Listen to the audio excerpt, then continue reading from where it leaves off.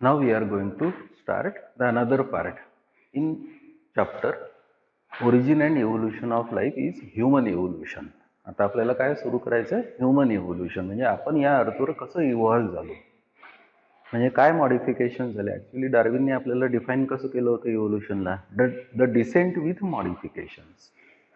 Decent with modifications म्हणजे modification होऊन होऊन होऊन नवीन ऑर्गॅनिझम जर या अर्थवर डेव्हलप होत असेल तर that thing it is called as evolution. And the process of formation of new species on this particular earth due to modification or due to various reasons or due to various factors is called as speciation. म्हणजे आपण या अर्थवरची एक species आहे.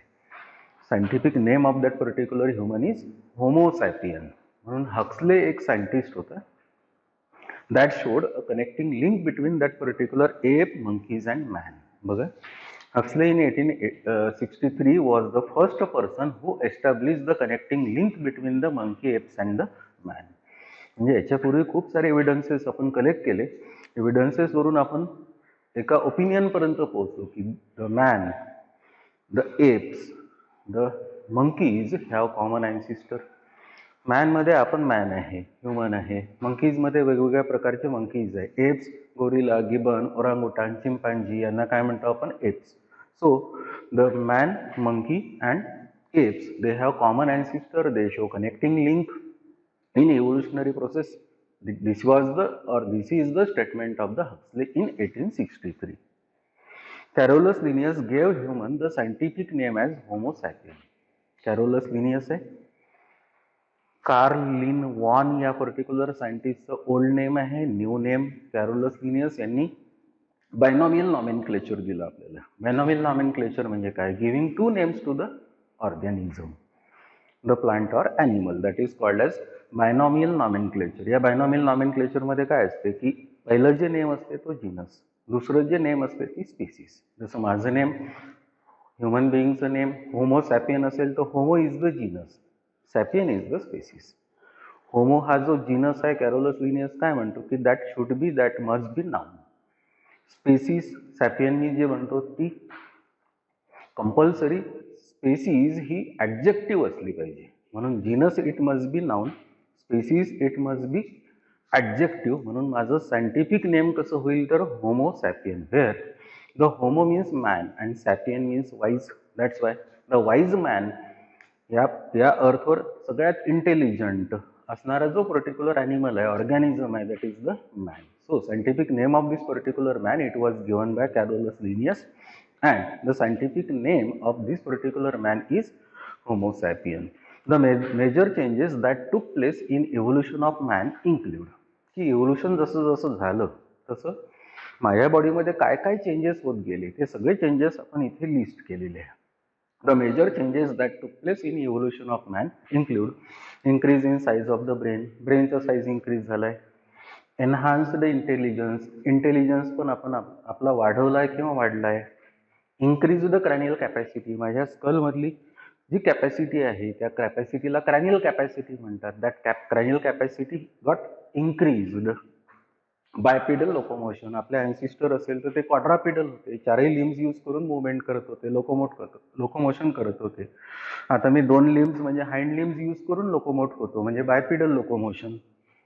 Opposable thumb, माझा जो thumb आहे तो बाकीच्या राहिलेल्या चारही बोटांपर्यंत पोहोचतो, याला म्हणतो आपण अपोजेबल थंब. हे अपोजेबल थंब असणे हे कॅरेक्टर फक्त ह्युमनमध्येच दिसेल, बाकीच्या मंकीज, एप्समध्ये नाही दिसणार. म्हणजे हे पण कॅरेक्टर मी इव्होल्युशनरी प्रोसेसमध्ये अडॅप्ट केलं किंवा डेव्हलप केलं, मॉडिफाय केलं.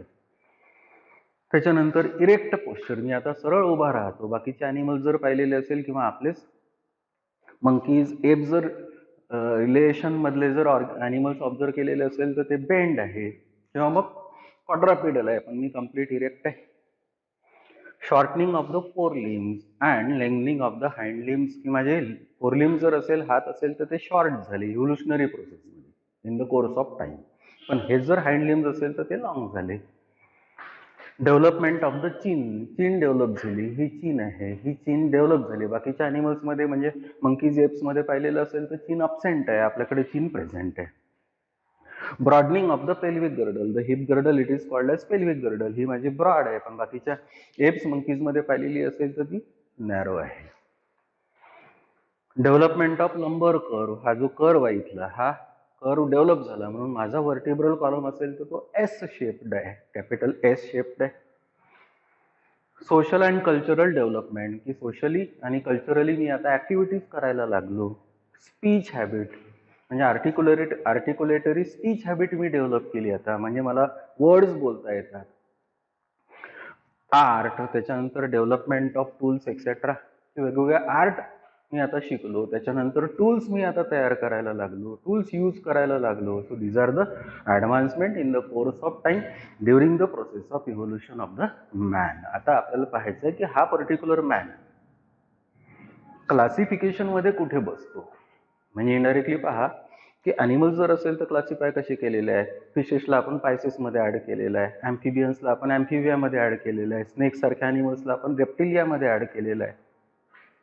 काऊ, गोट, आपण यांना आपण मॅमॅलियामध्ये इन्क्लूड केलेलं आहे. बर्ड्स, स्पॅरो, पॅरट असे असेल तर आपण एओजमध्ये इन्क्लूड केलेले आहे. म्हणजे आपल्याकडे क्लासेस कोणते आहे, पायसेस आहे, ॲम्फिबिया आहे, रेप्टिलिया आहे, मॅमॅलिया आहे आणि एओज आहे. याच्यापैकी आपण कुठे येणार तर मग मॅमॅलियामध्ये येणार. आणि मॅमॅलियामध्ये मग क्लास असेल तर सब क्लासमध्ये डिवाइड होईल, सब क्लास असेल तर ऑर्डरमध्ये डिवाइड होईल, ऑर्डर असेल तर फॅमिलीमध्ये डिवाइड होईल, फॅमिली असेल तर जिनसमध्ये डिवाइड होईल, जिनस असेल तर स्पेसिसमध्ये डिवाइड होईल. याला आपण सिस्टमॅटिक पोझिशन म्हणतो किंवा टॅक्सॉनॉमिक पोझिशन म्हणतो. तर माझी प्लेस त्या इव्होल्युशनमध्ये किंवा त्या क्लासिफिकेशनमध्ये कुठे आहे ती आपल्याला शोधायची आहे, ती ऑब्झर्व करायची आहे. तर ही आहे place. Actually this is the classification of class Mammalia. The class Mammalia it is divided into three groups. The class Mammalia, it is divided into three groups. They are called as the subclasses. They are called as subclasses. पहिला subclass आहे मार्supials, दुसरा subclass आहे मोनोट्रिम्स, तिसरा subclass आहे यूथेरियन्स. पहिल्या सबक्लासमध्ये मार्supials असे animals येईल की ज्यांना पाऊच आहे, फॉर एक्झाम्पल कांगारू. दुसरा सबक्लास मोनोट्रिम्स आहे, हे असे मॅमल्स आहे की जे पर्टिक्युलर मॅमल्स एग ले करतात, बर्थ देत नाही. तिसरा सबक्लास आहे यूथेरियन्स, हे प्लासेंटल मॅमल्स आहे. प्लासेंटल मॅमल्स म्हणजे हे बर्थ गिविंग आहे. So the class Mammalia it is further divided into three sub classes. They are the marsupials, monotremes and the eutherians. आपण कुठे येतो आता, आपलं क्लासिफिकेशन इथपर्यंत आलं पाहिजे. म्हणजे आपल्याला या पूर्ण क्लासिफिकेशनमध्ये इथे पाहायचं आहे. म्हणजे इनडायरेक्टली आपलं क्लासिफिकेशन कसं होत गेलं ते ऑब्झर्व करताय आपण. The Eutheria subclass Eutheria, it is further divided into order. That particular order it is called as order Primata. That is called as order Primata. The order Primata it is again divided into two suborders. The two suborders are the suborder Prosimiae and the suborder Anthropoidea. Suborder Prosimiae and suborder Anthropoidea. Suborder Prosimiae again it includes small cat-sized monkeys. They are called as the lemurs and the tarsiers. म्हणजे लेमोर्स आणि टार्शियर्स असे जे particular creatures आहे हे कुठल्या सबऑर्डरमध्ये include होतात, सबऑर्डर प्रोसिमायमध्ये. Another suborder it is called as suborder Anthropoidea. The suborder Anthropoidea it is further again divided into superfamilies. The superfamilies are suborder ही कशामध्ये divide होईल, superfamilies. The superfamilies are New World monkeys, Old World monkeys and Homonoidea. New world monkeys, old world monkeys and Hominoidea. मग new world monkeys कशाला म्हणतात, long non prehensile tail, की असे creatures किंवा animals की ज्यांच्याकडे टेल लॉंग आहे पण नॉन प्रिहेन्साईल आहे. प्रिहेन्साईल टेल कशाला म्हणतात, अशी टेल की ज्या पर्टिक्युलर टेलने एखादा ऑब्जेक्ट होल्ड करता येतो, ग्रास्प करता येतो. पण हे जे पर्टिक्युलर ॲनिमल्स आहे यांना टेल आहे, लॉंग आहे पण प्रिहेन्साईल नाही. म्हणजे त्या पर्टिक्युलर टेलचा यूज काही होल्ड करायसाठी, पकडण्यासाठी नाही करता येत. असं जर असेल त्याला काय म्हणतो आपण, long non prehensile tail. For example squirrel monkeys आहे, स्पायडर मंकीज आहे, यांना आपण या ग्रुपमध्ये ऍड करतो. That is called as new world monkeys. Another it is called as old world monkeys. इथे शॉर्ट नॉन प्रिहेन्साईल टेल, इथे पण त्या पर्टिक्युलर टेलनी होल्ड किंवा ग्रास्प काही करता येत नाही पण टेल शॉर्ट आहे. The examples are baboons, macaques, langur etcetera. The another group it is called as a Hominoidea. ही सुपर फॅमिली होमोनॉइडिया आहे. याच्यात काय इन्क्लूड होतात, टेल असणारे टेलर्स, नंतर ग्रेट ॲप्स, हे एप्स इन्क्लूड होईल. Hominoidea again it is further divided into families. The families are Hylobatidae, Pongidae and Hominidae. की हा जो particular Hominoidea super family group आहे, ह्या सुपर फॅमिलीला आपण 3 फॅमिलीज मध्ये डिवाइड केलं आहे. The 3 families are Hylobatidae, Pongidae and the Hominidae. Hylobatidae मध्ये कोण येणार? Arboreal apes. For example gibbon. Gibbon हा एप आहे पण आर्बोरियल आहे, म्हणजे इनडायरेक्टली झाडांवर चढतो, झाडांवर राहतो.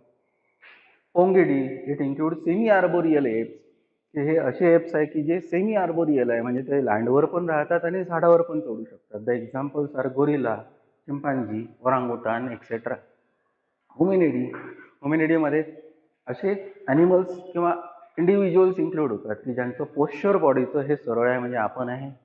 The example which is included in this particular family, it is hominidae, the name of that particular animal or the organism, it is the human being, म्हणजे homo sapien.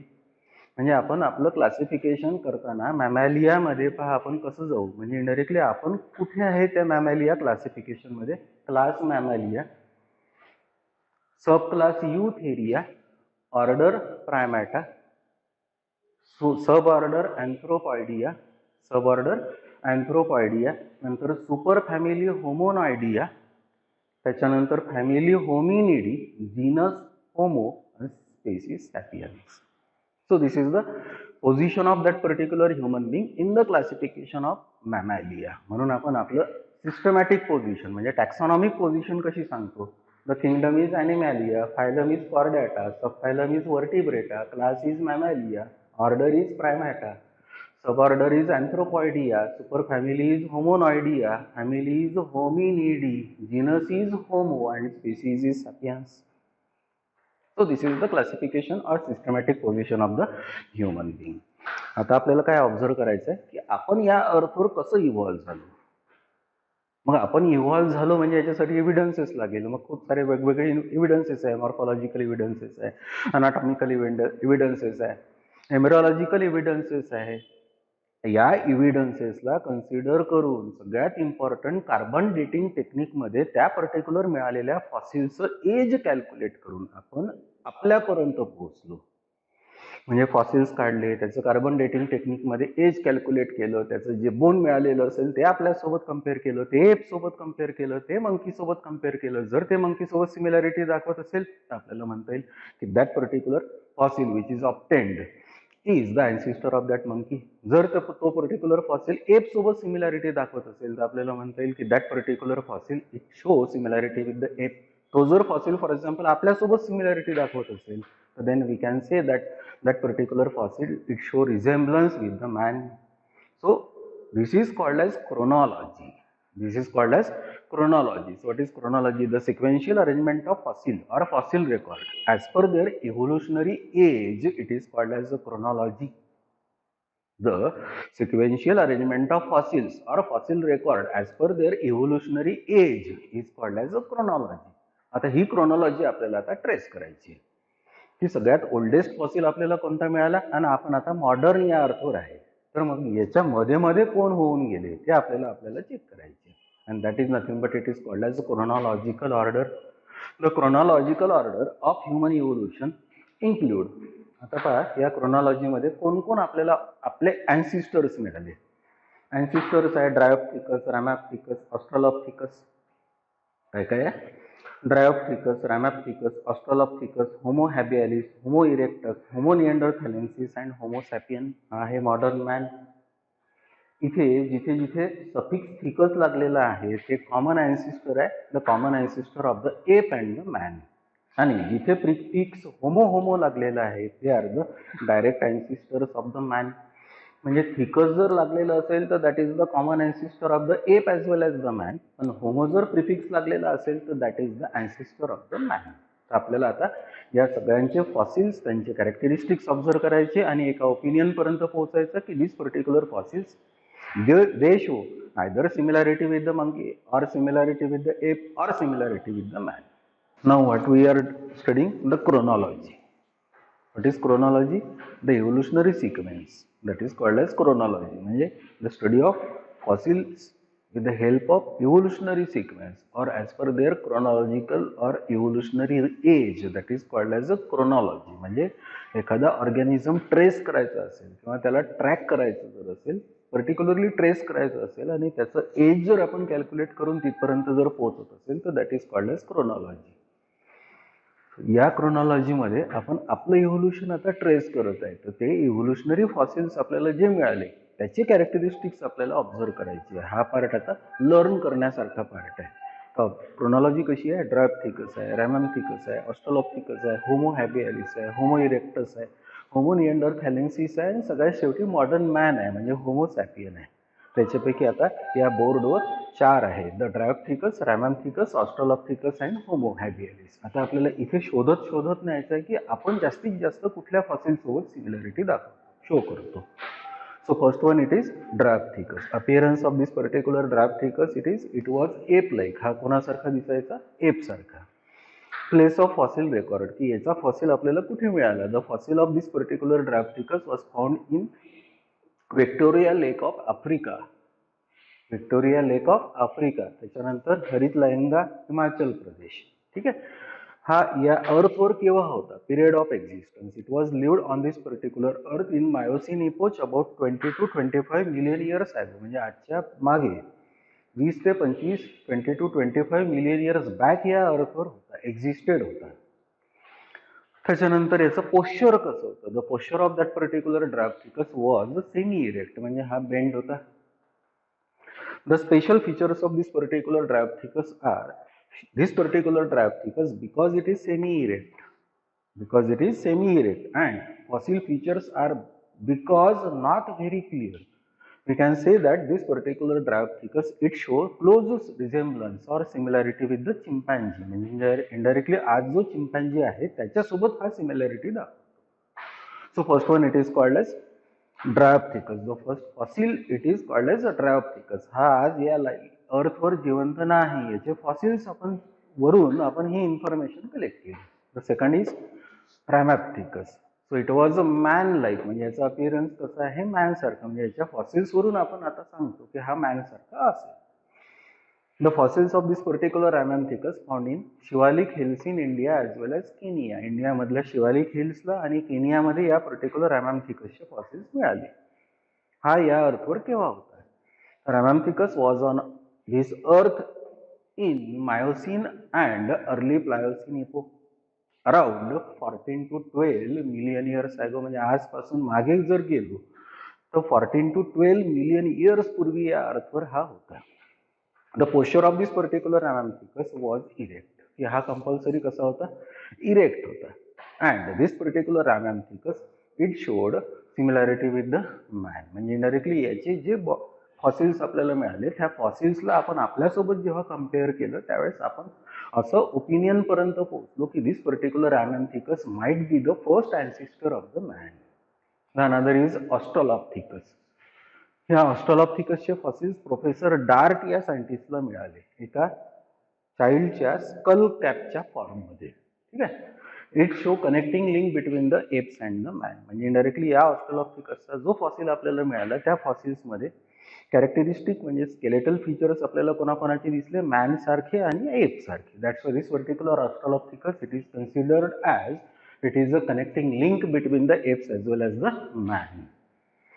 It was found म्हणजे याचे जे फॉसिल्स आहेत ते कुठे मिळाले? तर tong in south Africa as well as Ethiopia and Tanzania. ठीक आहे. या वेगवेगळ्या ठिकाणी याचे फॉसिल्स मिळाले. या अर्थवर हा केव्हा एक्झिस्ट करत होता? तर actually this particular Australopithecus on this particular earth existed in late Pliocene or early Pleistocene epoch. Late Pliocene, early Pleistocene हे जर कळत नसेल तर हे इथे आयडिया क्लिअर केलेली आहे की या अर्थवर हा around 4 to 1.8 million years ago या अर्थवर होता. त्याच्यानंतर याचे फीचर्स पहा, स्केलेटल फीचर्स, की या पर्टिक्युलर ऑस्ट्रलोप्थिकसचे फॉसिल जेव्हा आपल्याला मिळाले त्यावेळेस त्या पर्टिक्युलर फॉसिल्सवरून आपल्याला कोणती आयडिया येते? Height was 4 feet. त्याची हाईट 4 फूट होती. जॉज लार्जर, जॉज जर असेल तर मॅसिव्ह होते. प्रोग्नॅथस फेस म्हणजे इंडायरेक्टली हा प्रोग्नॅथस होता. चीन अबसेंट, चीन त्याची नव्हती. आपल्याला चीन प्रेझेंट आहे पण एप्समध्ये चीन अबसेंट आहे. लंबर कर्वेचर प्रेझेंट. हा जो आपल्याला लंबर कर्वेचर आहे हा आता त्या पर्टिक्युलर ऑस्ट्रलोप्थिकस मध्ये प्रेझेंट आहे. त्याच्यानंतर याचं अपिअरन्स म्हणजे पोश्चर हे कसं होतं तर अपराईट. आता इथून पुढे क्रॅनियल कॅपॅसिटी माहित होत गेली. याच्या पूर्वीचे जे फॉसिल्स आहे, फॉर एक्झाम्पल ड्रायोप्थिकस, रॅमॅम्थिकस, त्याची आपल्याला स्कल कॅव्हिटी न मिळाल्यामुळे त्याची आपण क्रॅनियल कॅपॅसिटी नाही सांगू शकलो. पण या ऑस्ट्रलोपिथिकस पासून आपल्याला सगळ्यांची पुढची क्रॅनियल कॅपॅसिटी सांगता आली, कारण त्यांची स्कल मिळाली. जोपर्यंत स्कल मिळत नाही तोपर्यंत त्याची क्रॅनियल कॅपॅसिटी माहिती पडत नाही. क्रॅनियल कॅपॅसिटी म्हणजे काय? स्कल एम्प्टी करा, त्याच्यात पाणी भरा आणि ते पाणी मेजरिंग सिलेंडरमध्ये ओता. किती क्युबिक सेंटीमीटर आहे त्याच्यावरून त्याची क्रॅनियल कॅपॅसिटी माहिती होते. So the cranial capacity of this particular Australopithecus was 450 to 600 cc. 450 to 600 cc. त्याच्यानंतर this particular Australopithecus is a man with ape brain. म्हणजे इनडायरेक्टली हा मॅन सोबत बऱ्याच साऱ्या सिमिलॅरिटी दाखवतो, पण स्कल कॅव्हिटी छोटी असल्यामुळे जी स्कल कॅव्हिटी छोटी असणे कॅरेक्टरिस्टिक एपच आहे. म्हणजे इनडायरेक्टली याला काय म्हणता येईल आपल्याला? Man with ape brain. Man सारखा दिसतो पण स्कल छोटं असल्यामुळे ब्रेन कोणासारखं? तर apes. Another fourth one it is called as a Homo habilis. आता इथून मॅन सोबत सिमिलॅरिटी इन्क्रीज होईल. बघा, इट वॉज मॅन लाईक. हा मॅन सारखा दिसतो, त्याचा फॉसिल. The fossils of this particular Homo habilis found in Oduwai Gorge, Tanzania in Africa. इथे याचे fossils मिळाले. It was lived on this particular earth in late Pleistocene or early Pleistocene epoch about 2.5 to 1.4 million years ago. पहा, आता आपण जवळ येते. म्हणजे आजपासून 2.5 to 1.4 million years ago या अर्थवर हा होता. त्याचे स्केलेटल फीचर्स पहा. लोअर जॉ टाइटली बिल्ट, की लोअर जॉ जर असेल तर इनडायरेक्टली तो टाईट होता. Dentition like modern man. म्हणजे arrangement of teeth it is called as a dentition. ते डेंटिशन त्या पर्टिक्युलर होमो हॅबिलिस मध्ये आपल्यासारखं होतं. स्मॉलर मोलर्स, की जे टीथ आहे आपले, हे टीथ जर असेल तर मोलर्स या पर्टिक्युलर होमो हॅबिलिस मध्ये स्मॉल साईजचे होते. पोश्चर त्याचं इरेक्ट होतं. म्हणजे इनडायरेक्टली हा आता उभं राहू शकत होता. The cranial capacity of this particular Homo habilis, it was around 650 to 800 cc per increase होता है. The other features are probably did not eat meat. म्हणजे मोलर जर पाहिलेले असेल आणि स्मॉल साइज असेल तर असं आपण किंवा सायंटिस्ट म्हणतात की हे होमो हॅबियालिस जनरली फ्लेश किंवा मीट हे खात नव्हते. Made tools from the stones. यांनी स्टोन्स पासून टूल्स तयार करायला सुरुवात केली होती. That's why this particular Homo habilis popularly it is called as a handyman. That is called as handyman. So these are the features of this particular fossils और this is called as a fossil record. आता याच्यानंतर आपल्याला जायचं आहे homo erectus, homo निअँडरथॅलेन्सिस आणि सगळ्यात शेवटी Homo sapien. The other ancestor of the human evolution is Homo erectus. बघा आता त्याचे features. Appearance is ape man. म्हणजे this particular Homo erectus show similarity with both ape as well as the man. याचे fossils कुठे मिळाले? The fossils of this particular Homo erectus was found in Java as well as Peking. That's why these particular fossils of Homo erectus, they are again called as Java man and Peking man. Scientifically they are called as Pithecanthropus and Sinanthropus. त्याच्यानंतर हा homo erectus केव्हा होता या अर्थवर? This was lived on this particular earth in the middle of Pleistocene epoch about 1.5 million years ago. पहा आता पुन्हा अजून याच्या आधीच्या होमो हॅबियालिस पासून आपण जवळ आलो आहे. So this was lived on this particular earth about 1.5 million years ago. याचे कॅरेक्टरिस्टिक्स बघा. Height was 5 feet. याची हाईट अराउंड 5 feet होती. प्रोग्नॅथस फेस, म्हणजे इनडायरेक्टली आपल्यासारखा फेस होता. मॅसिव्ह जॉज, जॉज जर असेल तर मॅसिव्ह. ह्यूज टीथ, टीथ लांब होते. चीन वॉज अब्सेंट, चीन नव्हती. बोनी आयब्रो रिजेस, ह्या जे आयब्रो रिजेस असेल तर प्रोजेक्टेड होत्या आणि बोनी होत्या, बाहेर आलेल्या होत्या. The posture of this particular Homo erectus was erect. The cranial capacity of this particular Homo erectus, it is around 900 cc. आता पहा cranial capacity increase होत आहे. Probably eat meat. कदाचित फॉर एक्झाम्पल त्या फीचर्स वरून आपल्याला असं सांगता येते की दिस पर्टिक्युलर Homo erectus was non-vegetarian or it is omnivorous. म्हणजे डायरेक्टली त्याला दोन्ही फूड चालत होतं. Might have used fire. कदाचित सायंटिस्ट सांगतात की या पर्टिक्युलर होमो इरेक्टसने फायर यूज केलेली असेल किंवा शोध लावलेला असेल. The another ancestor is Homo neanderthalensis. It is advance pre historic man. या पर्टिक्युलर होमो निएंडरथॅलेन्सिसला प्री हिस्टोरिक मॅन म्हणतात. The fossil of this particular Homo neanderthalensis was found in Neanderthal valley, Germany. जर्मनीमध्ये एक व्हॅली आहे, त्या व्हॅलीला निएंडरथल व्हॅली म्हणतात. त्या व्हॅलीमध्ये याचे फॉसिल्स मिळाले. It was lived on this particular earth in late Pleistocene epoch about 1 lakh to 40,000 years ago. आता आपण अजून जवळ आलो की हा या अर्थवर आजपासून मागे 1 लाख ते 40,000 वर्षापूर्वी होता. The skeletal features are heavily build body. Body जर असेल तर हेविली बिल्ड होती. Show prominent brow ridges. त्या ब्रो रिजेस असेल तर क्लिअर होत्या. Low forehead. फोरहेड जर असेल तर स्लॅन्टिंग होतं, म्हणजे चपट होतं. Deep jaws. जॉज जर असेल तर डीप होते. चीन वॉज अबसेंट. चीन नव्हती. आउटवर्डली कर्वड थाय बोन्स. की हे जे पायाचे बोन्स आहेत, थाय बोन्स आहेत, ते आउटवर्डली कर्वड होते. The posture was erect. The cranial capacity of this particular Homo neanderthalensis was 1400 cc. ही क्रॅनियल कॅपॅसिटी जवळपास आपल्या क्रॅनियल कॅपॅसिटीच्या सारखी आहे. आपली क्रॅनियल कॅपॅसिटी आहे 1450 cc. The other characteristics are used hide, buried their dead. म्हणजे त्यांच्या सेरेमनीज परफॉर्म करायला लागले होते की कोणी त्यांच्या कंपनीमध्ये किंवा त्यांच्या सराउंडिंगमध्ये कोणाचा डेथ झालेला असेल तर त्याला बरी करायची. Constructed flint tools. Flint tools तयार करायला लागले होते. सगळ्यात शेवटी आता आपण modern man. The scientific name of this particular modern man is Homo sapien. The fossils of this particular modern man obtained from Africa. की आपले रिसेंट फॉसिल्स कुठून मिळालेले असेल तर आफ्रिका. जे बाकीचे स्केलेटल फीचर जे आहे ते आता आपल्या बॉडीमध्ये दिसत आहे. Posture was erect. Cranial capacity of this particular modern man or Homo sapien is 1450 cc. Developed distinct races. वेगवेगळ्या प्रकारच्या रेसेस तयार झाल्या. ब्लॅक्स आहे, व्हाईट्स आहे, etcetera. Developed cave art about 18,000 years ago. म्हणजे आजपासून 18,000 वर्षापूर्वी वेगवेगळ्या केव्ज तयार झाल्या होत्या. त्या केव्ज मध्ये जे पेंटिंग्स आहे, आर्ट आहे, हे या पर्टिक्युलर होमोसॅपियननी तयार केले होते. So from the observation from fossil records, की हे आतापर्यंत आपण 7 जे फॉसिल रेकॉर्ड्स पाहिले याच्यावरून आपल्याला काय सांगता येते. 1.